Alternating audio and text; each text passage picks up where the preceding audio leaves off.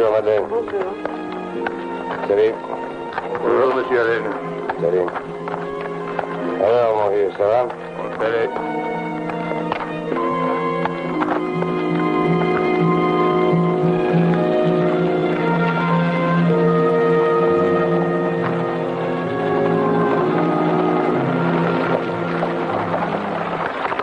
Bonjour, Jacques. Monsieur Murdoch, si vous devez traverser la ville, je vais vous donner 2 hommes. Si on a l'intention de me tuer, 2 hommes de plus ou de moins ne changeront pas grand-chose. Ouvre la barrière.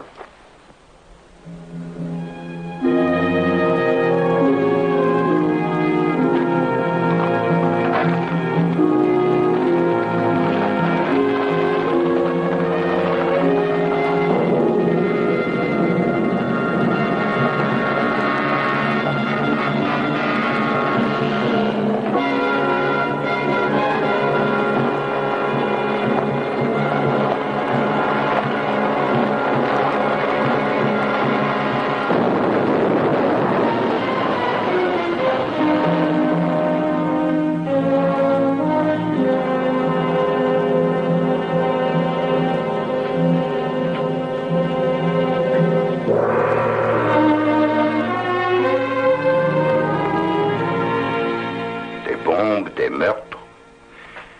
Je n'y comprends rien. On n'a jamais rien eu de tout ça à la mine auparavant. Dans quelle mesure sommes-nous menacés? C'est pour que ça soit grave. 10 000 actions. Pourquoi ne pas les vendre alors? Parce qu'en raison de la grève, nous n'en tirerons qu'une somme ridicule. Si le gouverneur avait du cran, il enverrait des troupes là-bas. Et tu permets? Il saccage la propriété privée. La troupe ne résoudra rien. Alors, où est la solution? Nick, tu devras aller là-bas aussitôt que possible et voir pour nous de quoi il retourne. Demain matin. Mieux vaut que ce soit moi. J'ai l'impression que ça me revient, ce genre de tâche. Ah oui, et qu'est-ce qui te fait dire ça? Ben, je connais la chanson, j'ai mangé de ce pain-là. Toi pas, mon vieux. J'ai travaillé dans les mines, tu le sais. Je partirai demain matin, Jarod. Oh, dis, s'il te plaît. Harry a raison.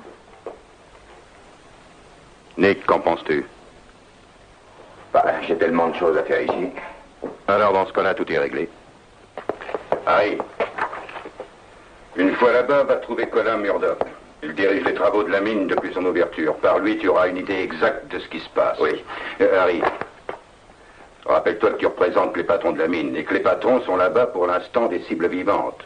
Alors fais attention. Oui.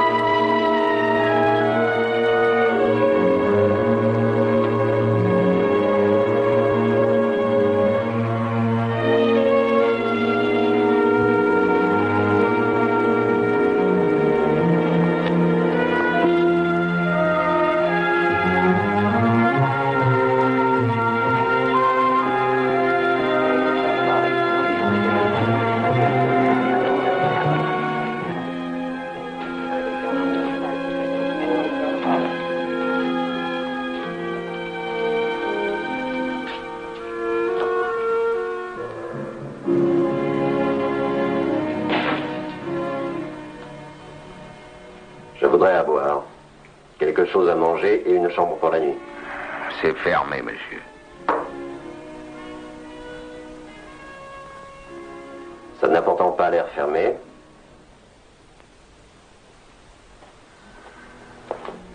Bon, alors écoutez-moi, je viens de faire une longue route. Je suis fatigué, j'ai très faim et je meurs de soif. Généralement, un homme qui est dans cet état devient irritable. Ça l'ennuie et rien l'agace. Je ne veux pas d'ennui chez moi, monsieur. Je ne vous ferai pas d'ennui. Je veux juste une chambre à boire et manger, compris?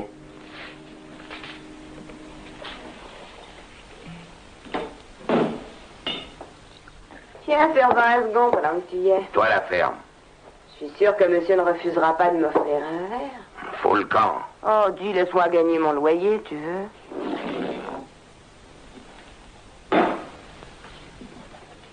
Pour manger, rien à faire. Je n'ai rien de préparé dans la maison. Les histoires qu'il raconte.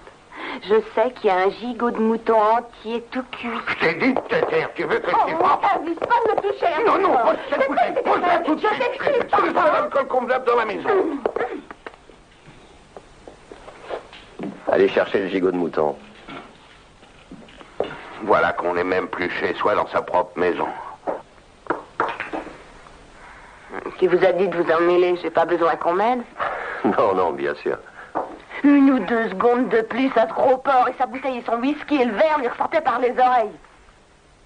Tu as entendu pourtant ce qu'il a dit. Tu ne voudrais pas perdre les dernières gouttes de whisky convenable de la maison. C'est vrai, ça, c'est intelligent. Votre santé. À la tienne. Est-ce que vous pensez passer la nuit?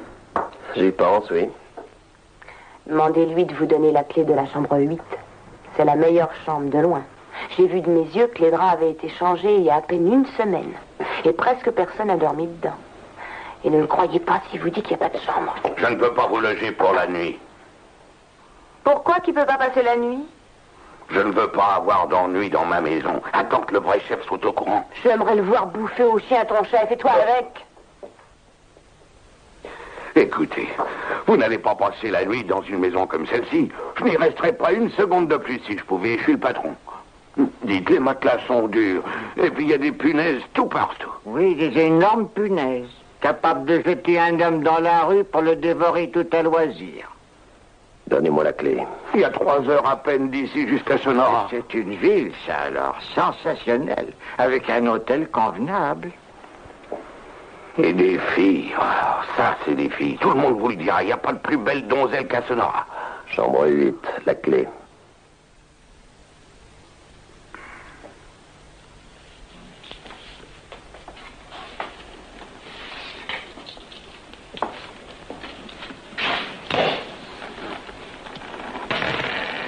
Je dînerai dans ma chambre.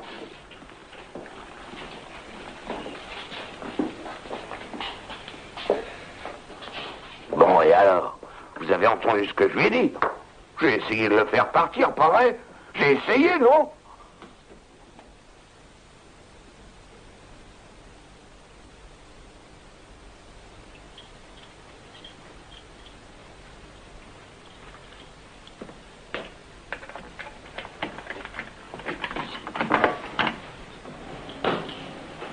Surprise, surprise.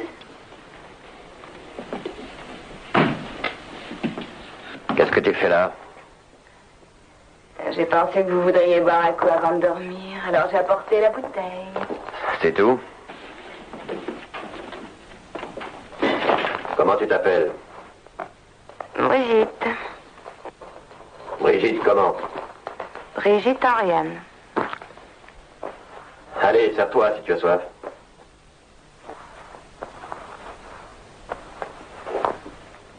Quel âge as-tu, Brigitte?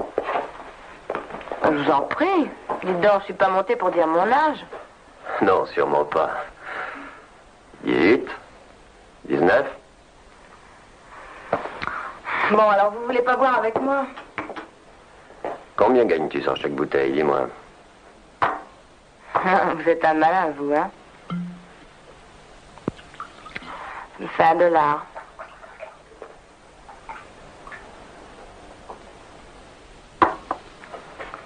10 $. Qu'est-ce que vous voulez? Des renseignements. Ici, c'est un mot à ne pas prononcer. Qui êtes-vous, un espion de la compagnie? Oh non, pas du tout. C'est pourtant ce que les hommes croient en bas. Pourquoi? Ben, vous êtes un étranger. S'ils savaient que vous m'avez demandé les renseignements, aussi vrai que je suis là, vous seriez mort et bien mort avant la fin de la nuit. Et tu vas aller leur dire? Pourquoi je leur dirais?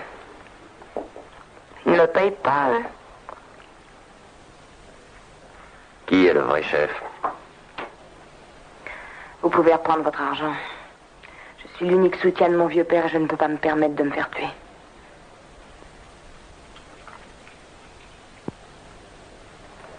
Bon, est-ce que 20 $ te déciderait à parler? Le loyer payé, suffisamment de nourriture. Et pendant un mois, au moins, pas besoin de faire ça. Qui est le vrai chef? O'Doul. O'Doul. Est-ce que tu pourrais l'avertir que je voudrais lui dire 2 mots? Pourquoi vous voulez le voir? Fais la commission.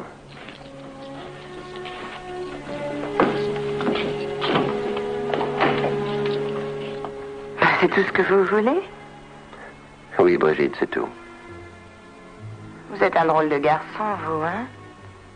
Je suppose qu'un joli monsieur comme vous ne s'abaisse pas avec une traînée de mon espèce. Pour qui est-ce que vous vous prenez, dites? De tout mon cœur, je souhaite qu'O'Doul vous tue.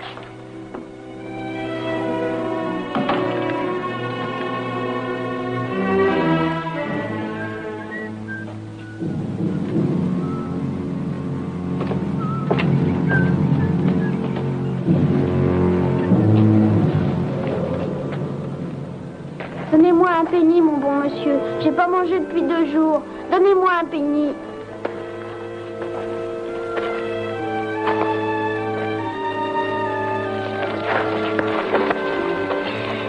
Mais c'est à moi! Ce sera ta bonne action de la journée.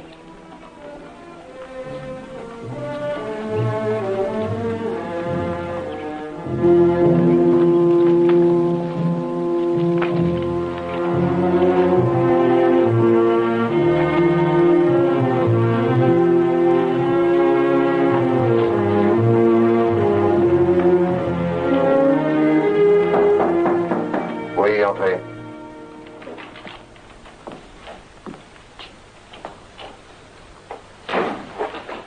Monsieur Murdoch, je suis Harry Barclay de Stockton. Ah oui. Bonjour, monsieur. Ça fait toujours plaisir de voir quelqu'un de la famille. Asseyez-vous, monsieur. Merci bien.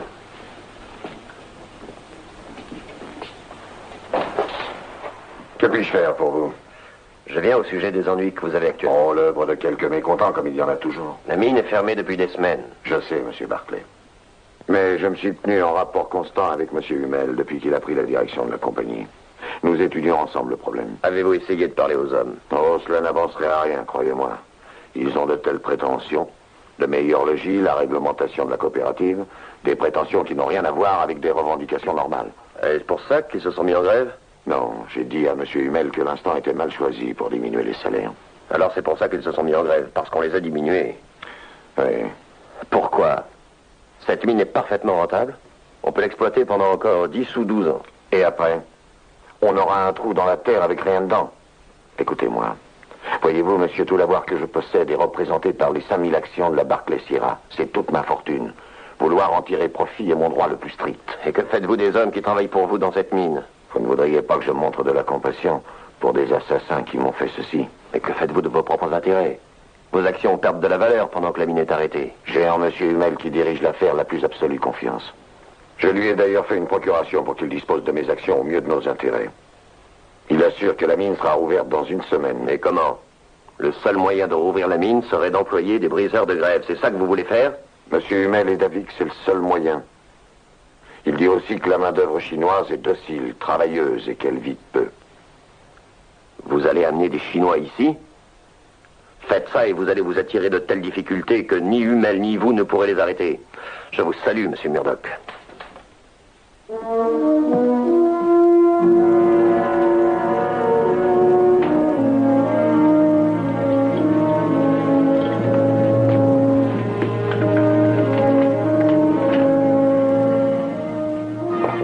Avance.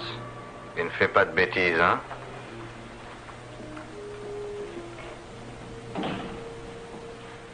Salut, mon vieux. Harry? Harry. J'étais à 100 lieues de penser que c'était toi qui voulais me parler. Est-ce bien nécessaire? Je suis forcé d'être sur mes gardes. Tu sais bien ce que c'est, non? Ça fait maintenant un sacré bout de temps. Le temps est loin, où on faisait équipe à la mine. Qu'est-ce que tu fais de beau ici? Je dirige. La grève? Dis, tu n'as pas un coup à boire ici? Mais si, voyons.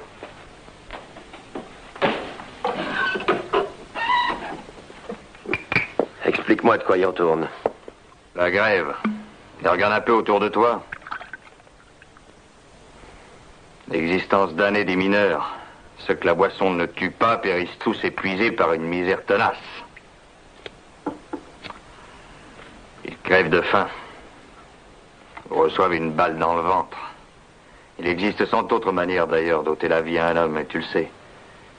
Et ici, on est passé maître dans ce genre de choses. Qu'est-ce que tu es venu faire ici? Chercher à savoir les causes exactes de la grève. Où est ton intérêt? Je représente, vois-tu, la famille Barclay. Tom Barclay se trouve être mon père, figure-toi. Non, c'est vrai? As-tu réfléchi que ça pouvait être dangereux pour toi de venir ici? À la mine, on n'aime pas beaucoup les grands patrons. Je ne suis pas un patron. Non. Non, bien sûr que non.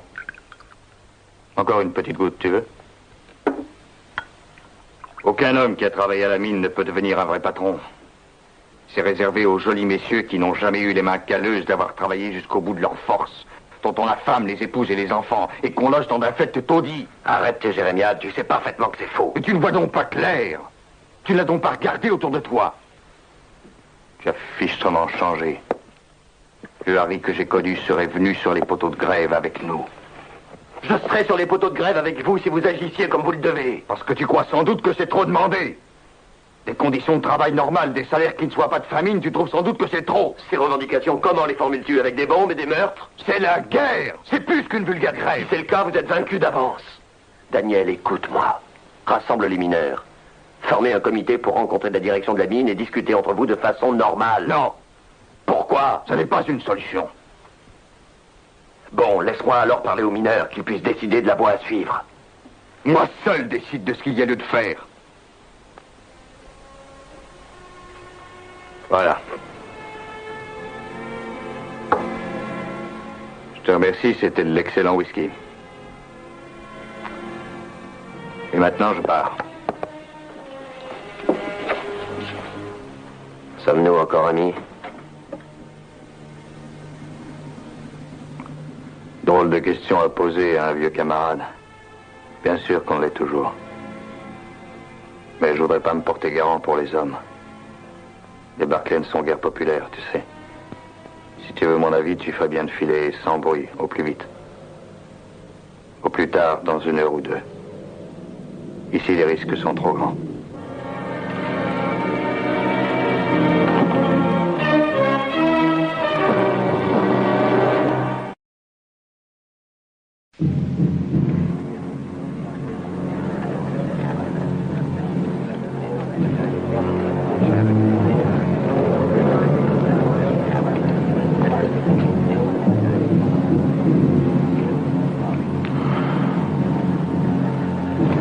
Ce sont tous des affaireux. C'est pour ça, tu vois, qu'il faut tenir bon. T'as raison.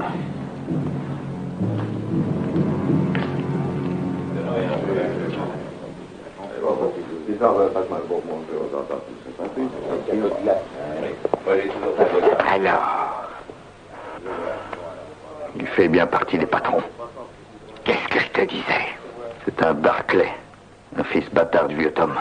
Non, c'est vrai ça. Oh, je t'en supplie, Daniel, quand viendra le moment de le tuer, que ça soit moi et personne d'autre, que ça soit moi, tu entends que je puisse assouvir ma vengeance et voir un Barclay la corde au cou en haut d'un critère. Et quoi avec ces histoires de gibet?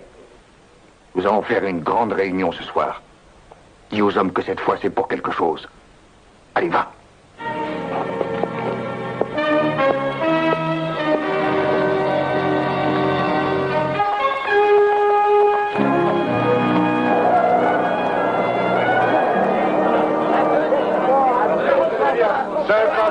Barclay-Sierra, coûté $27. Pour le compte de Hummel et Bellet, j'achète. 1000 actions West Minier à $1850.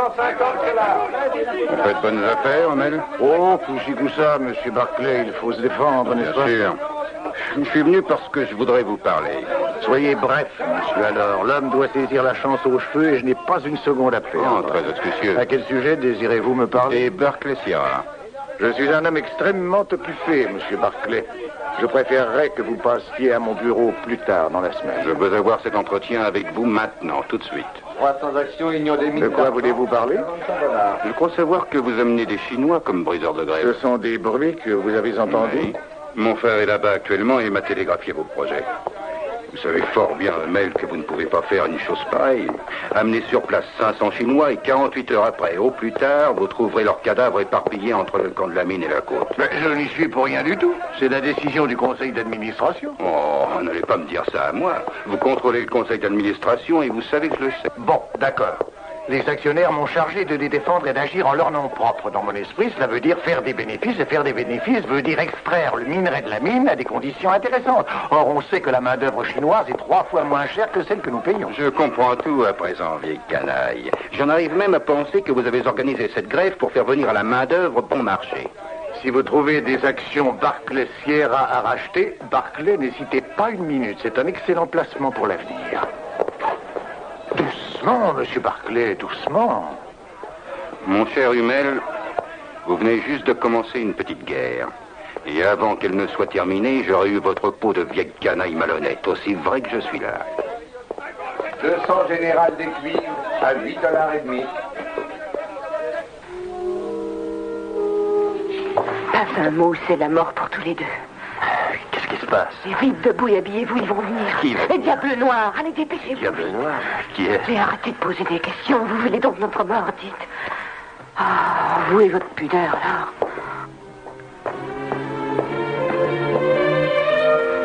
Comment sais-tu? Qui t'a mis au courant? Je les ai entendus bavarder. Tous, ils trouvent ça génial de vous voir pendu. Pourquoi es-tu venu me prévenir? Pour les $20 qui me dispensent de venir au saloon un mois durant. Si on arrive à sortir de ce guêpier, tu ne reviendras pas au saloon, c'est moi qui te le dis. Parole d'honneur.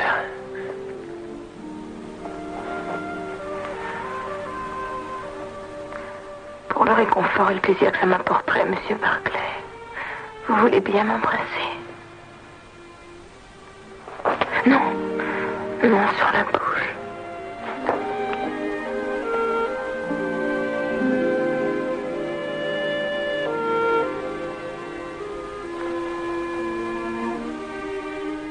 Vous ne croirez peut-être pas si je vous dis que c'est la première fois de ma vie qu'on m'embrasse pour de vrai. Laissez, les gars, laissez!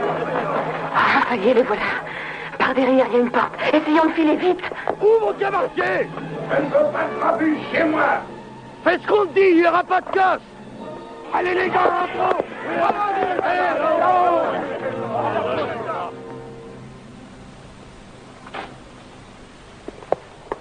C'est chez moi, ici. Vous y serez en sécurité. Personne ne vient déranger Tim Oriane. Tim Oriane? C'est mon père. Qui que vous soyez, dites à ma fille de ne pas amener ces rencontres du saloon dans ma maison. Monsieur Barclay, dites à mon père ce qui vient de se passer. Les diables noirs me poursuivent pour me tuer. Votre fille m'a aidé. Barclay. Ah, si j'avais mes jambes en bon état, je me serais tout de suite joint à eux. T'en prie, Dites à père. ma fille, si elle peut me dire quelque chose, de passer par vous. Qu'est-ce que ça veut dire? Mon père refuse absolument de me parler. Sa nourriture, son toit, ses vêtements, peu lui importe d'où ils viennent, il les accepte comme un dû. Je lui ai jamais demandé la charité. Mais il aimerait mieux, bien sûr, me voir mourir de faim que de me voir travailler dans un saloon. Ça va, hein, on connaît la chanson. Ah, c'est une bénédiction que sa pauvre mère soit morte sans avoir vu tout ça. Tiens, je voudrais que tu sois mort, toi aussi. Ne la suivez pas. Restez ici, que je puisse avoir l'œil sur vous. Arrière. Si vous recommencez, je gueulerai si fort que ceux qui vous poursuivent vous tomberont dessus avant que vous ayez pu vous retourner. Maintenant, allez vous asseoir.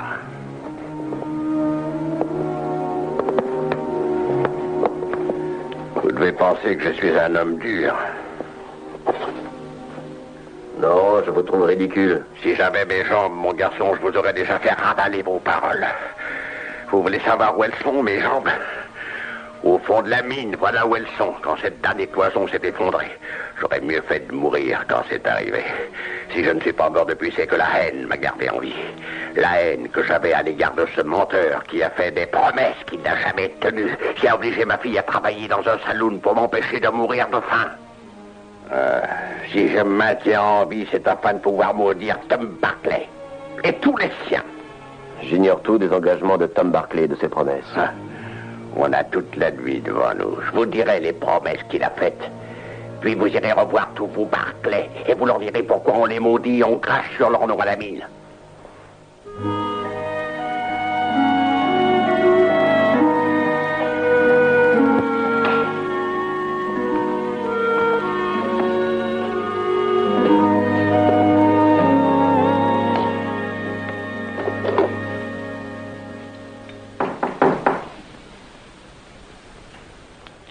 Oui, entrez. Bonsoir, monsieur Barclay. Comment allez-vous, cher monsieur Hummel? Quel bon vent vous amène si tard? Au diable l'heure. Quand un homme se présente dans un esprit de paix et de conciliation... Et qu'avez-vous à offrir pour tout concilier? Si nous commencions par ce que vous auriez à offrir. Non, jamais d'alcool. Ah. Eh bien, que diriez-vous d'une pétition signée par le groupe d'actionnaires minoritaires, enjoignant à la direction actuelle de la mine de s'abstenir de toute ingérence dans les affaires de la compagnie, asseyez-vous donc, jusqu'à la réunion plénière des actionnaires, cette pétition devant être déposée... attendez. Ah. Demain. C'est peu de choses, en vérité. Pourquoi voulez-vous transiger, alors? Parce que vous nous mettez des bâtons dans les roues, monsieur Barclay, et que vous entravez nos actions. Je vais donc vous faire une offre. 333 000 $ pour la totalité de vos actions de Barclay Sierra. C'était leur valeur en bourse avant que la grève ne les fit descendre. Je me permets de vous faire remarquer que c'est une offre fort intéressante. Et si je vous dis non? Allons, pour refuser, il faudrait être fou. De plus, de votre chef, vous n'avez pas le droit de dire non. Ces actions appartiennent à la famille tout entière. Vous devez donc consulter les autres avant de donner une réponse.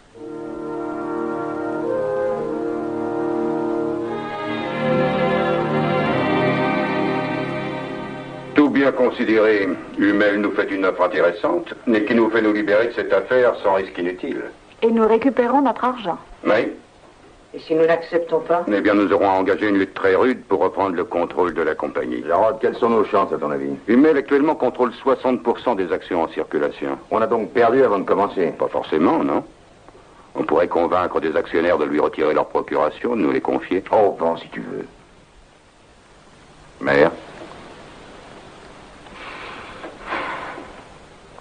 Je me demande ce qu'il dirait. Je vais vous le dire, moi, ce qu'il dirait. Comment se fait-il que tu sois déjà revenu? Oui, en effet, je ne pensais pas revenir si tôt. J'ai été pris en chasse par des hommes qui voulaient me pendre. Un clan qui s'appelle les Diables Noirs. Vous connaissez les Diables Noirs, vous autres? Vous les connaissez? Tous ces mineurs ont atteint la limite de leur endurance. Les Diables Noirs dont je vous parle, c'est une société secrète qui n'agit que par la violence.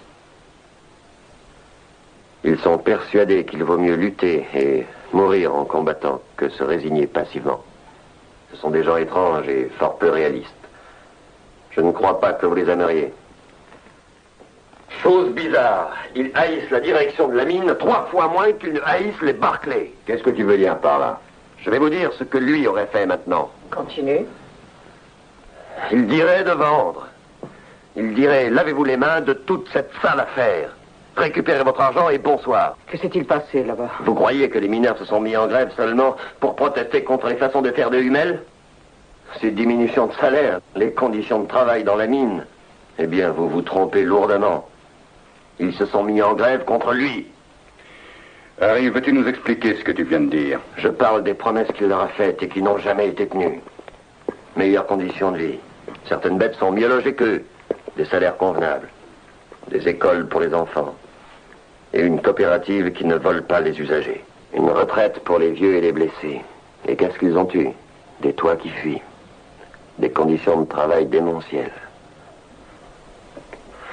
Des enfants sales et dépenaillés qui vont mendier à penny. Une coopérative qui leur vend chaque article 4 fois sa valeur. Tous ces gens-là, que croyez-vous qu'ils mangent? Des pommes de terre. Des pommes de terre 3 fois par jour pendant les 7 jours de la semaine. Et ils doivent bénir le ciel quand par miracle un petit morceau de viande se trouve dans leur assiette chaque fois qu'il leur tombe un œil. Quant aux vieux, aux accidentés du travail, pour eux c'est la belle vie. Soyez tranquilles. Encore faut-il qu'ils aient une fille travaillant dans un saloon afin de payer le toit au-dessus de leur tête et ce que leur vend la coopérative à prix d'or pour se maintenir en vie. Mon père leur a fait des promesses, il leur a donné de l'espoir. Et qu'est-ce qu'ils ont eu? Une exploitation honteuse de l'individu. Et c'est pour ça qu'ils le haïssent. Non, ce n'est pas vrai. Je ne crois pas à ce que tu viens de dire. Tu es bien jeune et la jeunesse est souvent sans indulgence. Je sais que tu ne peux pas comprendre ton père. Il arrive quelquefois qu'un homme ait été amené à faire des promesses en toute bonne foi et n'ait pu tenir les dites promesses. Tu n'as entendu qu'un seul son de cloche. Ne juge pas un homme que tu n'as pas connu sur une seule version des faits. J'ai toujours eu une foi absolue en mon mari. Et je l'ai encore. Mais s'il a commis une faute dans le cas actuel, alors nous sommes tous en faute. Votre père nous a légué un héritage en argent, en puissance et en terre. Mais il nous a légué aussi ses obligations. Jarod. Oui, maman. Il faut combattre Hummel par tous les moyens et de toutes nos forces.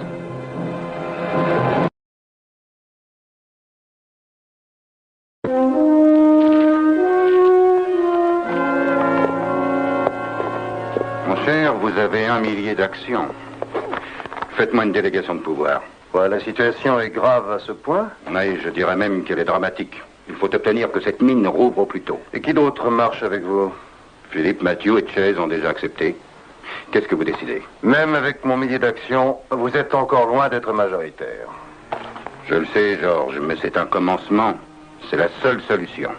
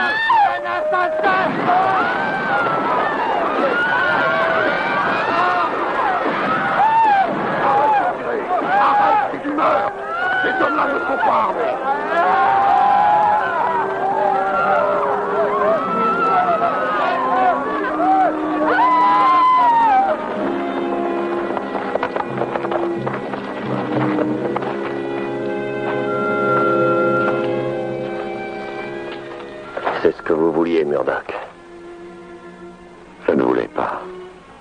Je vous en donne ma parole. Je ne voulais pas de meurtre.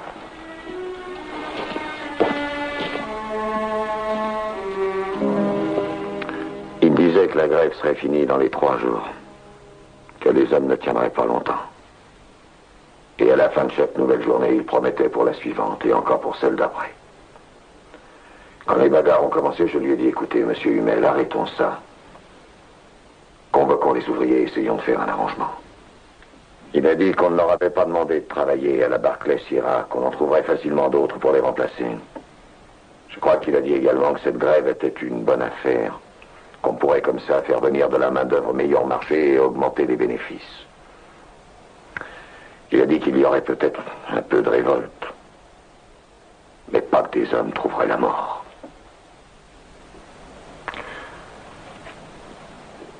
Qu'est-ce que je peux faire?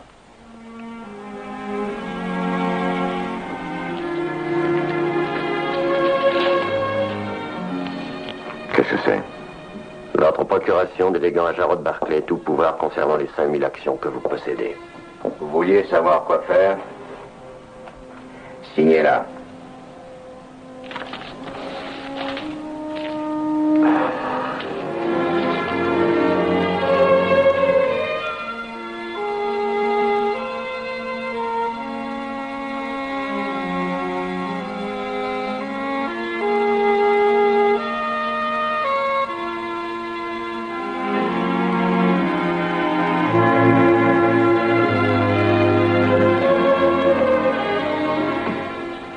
Toujours à la mine?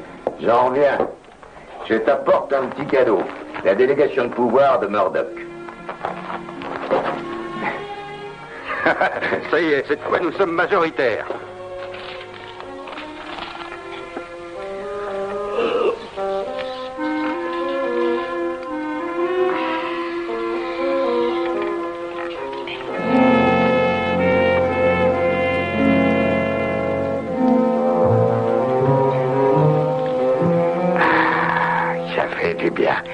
Tu veux en boire une goutte? Tu sais, tu n'as pas l'air très bien. Ah, longtemps, je me sens frais comme la rose. Tu as reçu un coup terrible sur la tête. En voilà des balivernes. Il m'en faut davantage pour me briser la tête. Oui, mais tu as reçu un coup terrible. J'ai connu un homme qui en avait reçu un comme ça. Oh, il allait, il venait, il marchait comme d'habitude pendant 3 jours, comme si de rien n'était, et puis qu'en 24e, il s'est éteint comme une chandelle. Non, mais qu'est-ce que tu me racontes? J'essaie de t'annoncer que tu vas mourir. Alors, c'est démontré. Si, je t'assure. Mais juste pour très peu de temps. J'ai jamais vu personne trépasser pour peu de temps. Ah, t'as une idée, mon garçon, toi, hein? Bon, alors, raconte-moi ça. Voilà. Le cimetière est sur le territoire que la compagnie fait garder. Il faut un permis d'inhumer pour passer devant les gardiens. Inutile de te dire qu'il faut un mort si l'on veut se faire délivrer le dit permis. Mais paraît que la direction va changer et que bientôt il n'y aura plus de grève. Faut pas croire ça. C'est des histoires. C'est la guerre à outrance, Paddy. Entre les affameurs et nous, plus de quartier, c'est la lutte à mort. C'est encore un sale tour qu'ils nous ont joué. Nous ne combattons pas seulement les Barclay, nous nous battons contre tous les patrons, tous ceux qui possèdent des mines. Puisque la grève est presque terminée, pourquoi envenimer les choses? Je te répète qu'il faut de la violence. Il faut que les mineurs des autres camps apprennent qu'il y a des gens comme les Diables Noirs, prêts à risquer leur vie pour combattre. Que veux-tu faire, au juste? Faire sauter la mine, Paddy. Oh, oh, oh, dis donc, t'as de l'ambition. Veux-tu marcher avec moi? Tu sais, ça fait de toi un homme célèbre. Combien de temps faudra-t-il qu'elle reste mort? Seulement un jour ou 2. Et après, je ressusciterai? Une magnifique résurrection. Ah, ça sera l'apogée de ma carrière. Je serai présent à ma propre résurrection.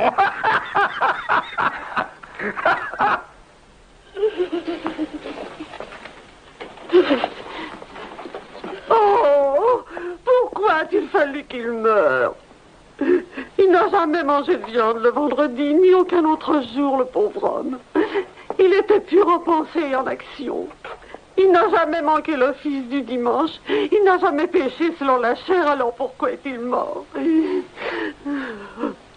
Pourquoi? Pourquoi nous a-t-il quittés? Bonsoir, monsieur Tolliver. Je suppose que vous êtes venu pour le permis d'inhumer. Qui est-ce que vous enterrez? Padriac Oulian, celui qu'on avait surnommé Paddy le Corbeau. Oh, le pauvre garçon. Il n'a jamais manqué un office funèbre à 20 lieues à la ronde, ce pauvre. Il faut que je constate le décès. Si c'est pas une honte, un pauvre mort dans son cercueil. On devrait le laisser reposer tranquille dans la paix du Seigneur. Oui, c'est inutile. Seuls ceux qui porteront les cordons du poil auront la permission d'entrer. Oui, oui, d'accord, monsieur Tolliver. Oh.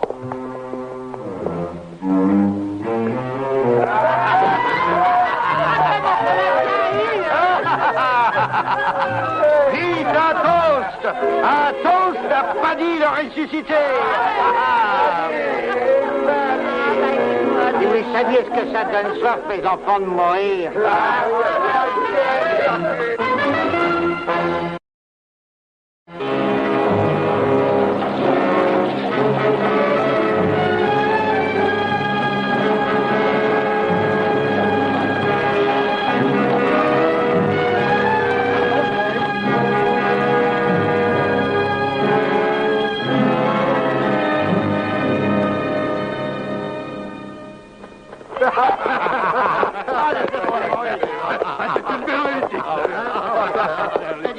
Qui c'est qui veut boire un coup? Donne-moi le tarot.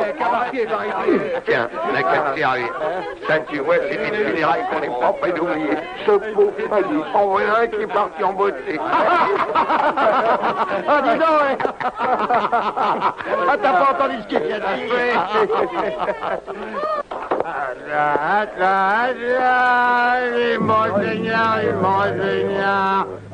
Monseigneur. Toi, veux-tu retourner dans l'autre pièce? Bois, boire. Vous voyez, il me tuerait. Mais le feu est la maison, tu me refuses. Tu m'as niqué, non.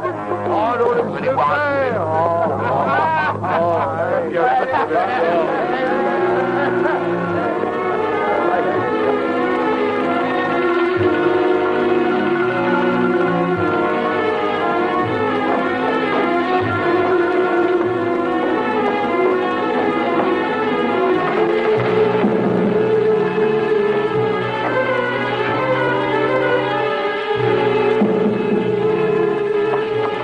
Il faut que je parle à Harry. Tout de suite.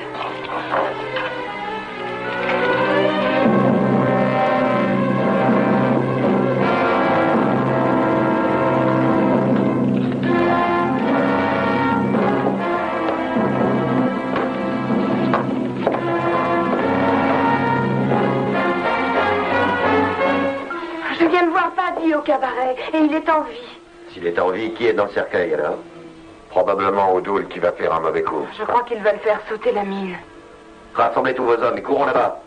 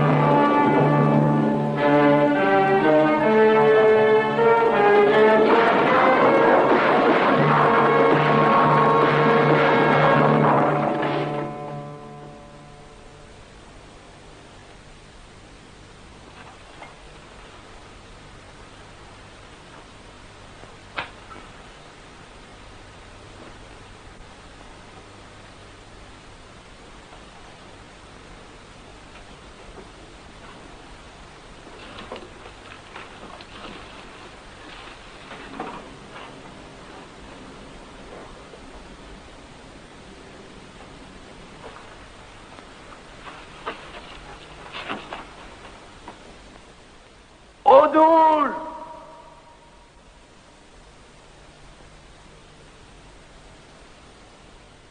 Daniel Odoul!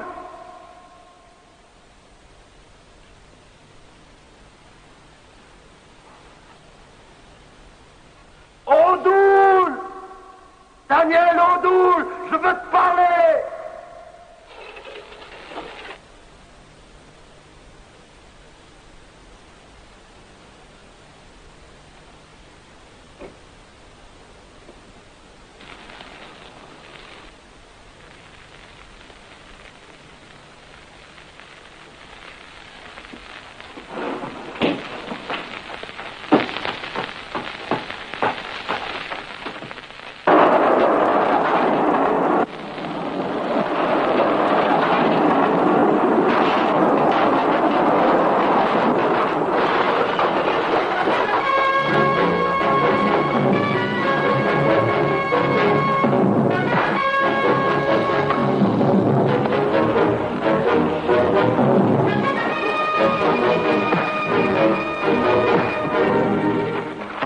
Daniel, la grève est finie. J'aurais dû te tuer dès la minute où je t'ai vu.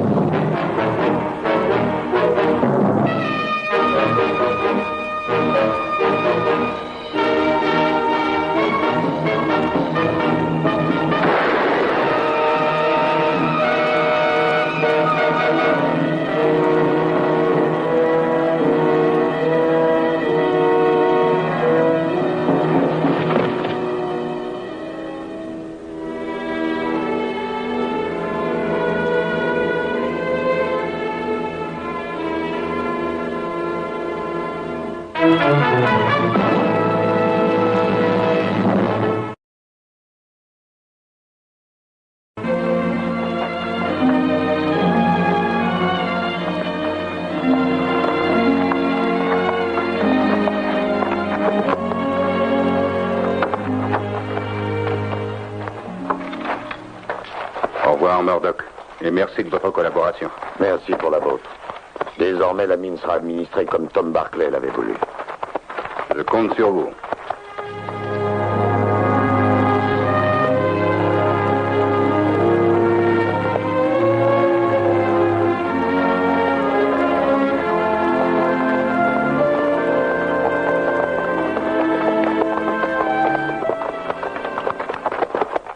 Brigitte, Vous vous en allez pour de bon? que vas-tu devenir? Oh, je vais aller à San Francisco. Je veux partir bien loin. Je trouverai sûrement un emploi là-bas. Puis-je t'aider?